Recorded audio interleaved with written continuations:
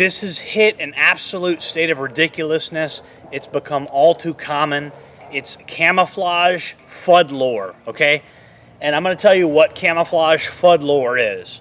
Camouflage Fuddlore is the idea that camouflage patterns 35 years ago were better than the camouflage patterns now. The golden age of camouflage patterns was actually 5 or 6 years ago, not 35 years ago.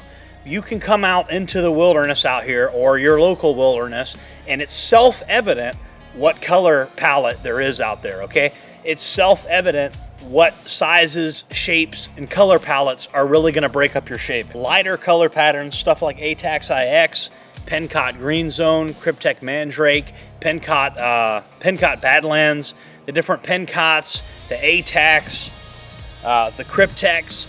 These are better patterns than what we had 35 years ago. 100%. They're just better. And you know what's really, really cringe? Is buying woodland camouflage printed on brand new stuff.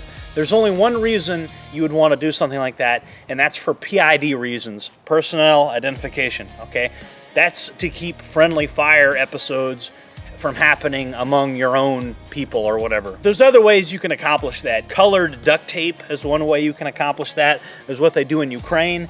And then also just very specific morale patches. During my time in the Republic of Florida militia, you had an excessive number of Florida flag patches on everything, and that's what we had. We had Florida flag patches on both arms. Every backpack had a Florida flag patch on it. Being able to identify who is who with an absurd amount of Florida flag patches was how we did it. We had Florida flag patches on contractor caps, Florida flag patches on helmets. When we really, really had concerns with PID issues, I'm not going to go into all the specifics of this. This will be a different video. Situations where we were only operating in urban environments, we actually had all of our guys wearing black pants and green shirts because nobody in that area was doing that. You didn't have any militia that was doing that. You didn't have any law enforcement agency that was doing that. So that was a very specific look, and that coupled with the Florida flag patches, we never had to worry about hurting each other accidentally. And camouflage really wasn't a concern in urban areas. So again, we had guys that were wearing green true spec TRUs. Some of them were wearing green regular combat shirts. I don't really have any pictures of that, but we had a couple guys that had those. But in terms of actual camouflage patterns that ROF units would wear, we started out with whatever the hell the surplus stores had, because when I first got involved, that's what we had the money for. That and the stuff that people from down south were giving us. What people down south gave us was typically tiger stripe, woodland, stuff like that. And you know, we wore what we could get our hands on, and at that time, the old school ROF people were giving us that, and that's what we had that's what we could get our hands on. But 100%, when we switched over to multicam, it absolutely made a difference. Multicam was extremely good for the greens and tans and browns that make up Florida, okay? And it worked way better than woodland or tiger stripe or anything like that. That's just a fact. That's 100% a fact, okay? Later on, when I was able to secure funding for our unit, all of our guys switched to the A-TACS IX camouflage pattern. That was like multicam on steroids. If you thought multicam was good, A-TACS IX was even better. And it even used a small, tiny bit of black inside of it, because I believe black has a very small place in camouflage, okay? Black is usually good for intimidation and looking cool, okay? Looking badass. If you want to look cool, then you want to have black stuff, okay? Black looks cool, okay? It's intimidating and it looks cool, but it has very little tactical value other than looking cool and being intimidating. It's hot, it's sweaty. The more black you're wearing, the hotter and sweatier you're going to get. And also, you just don't see that much black in nature.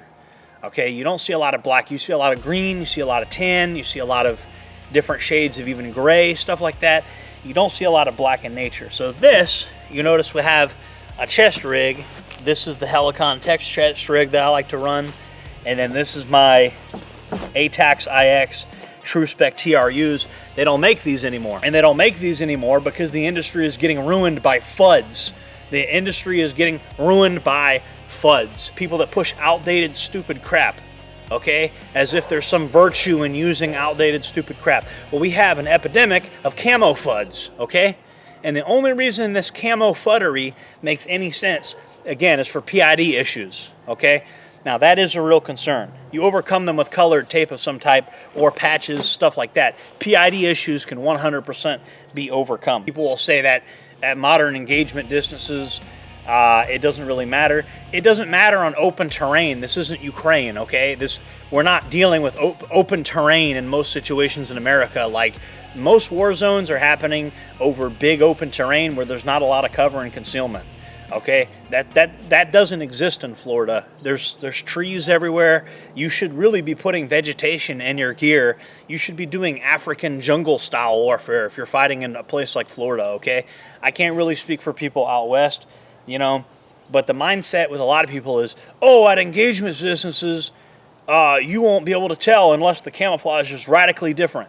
Okay, there might be a case to be made for that, and there's a reason, you know, a lot of Arab militaries, you know, a lot of Arab militaries use camo. And there's another reason that the Israeli military uses olive drab green, and they don't like camo because most of their enemies wear camo, and it's a PID thing.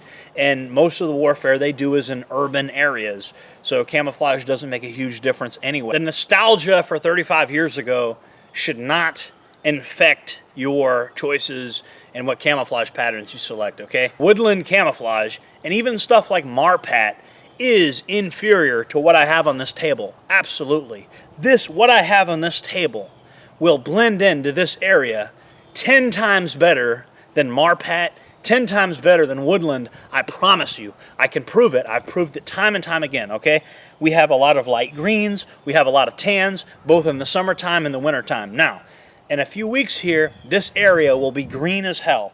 And when this area is green as hell, that's the time that we whip out the PenCott GreenZone. But that's a couple weeks out of the year. There's a couple weeks out of the year where PenCott GreenZone makes the most sense, and you could even just get away with Cryptek Mandrake. My 3 favorite patterns are A-TACS IX is number 1, Cryptek Mandrake is number 2, and PenCott GreenZone is number 3. Another thing you'll notice is I've implemented a little bit of fieldcraft here.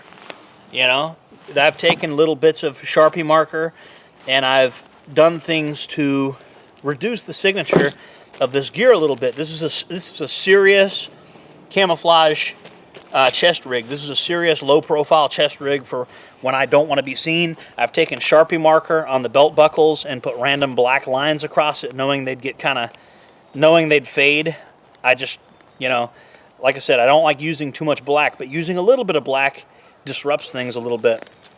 You know, so things like this, you know, putting random lines. Obviously, you need to paint your weapons. I got a video on how to paint your weapons and stuff like that. The industry has been taken over by FUDs, and I'm hoping that the young people that watch this do not fall for the FUD hype, okay? If it's all you can afford, by all means, go to the Army surplus store and get some old FUD patterns if that's all you can afford.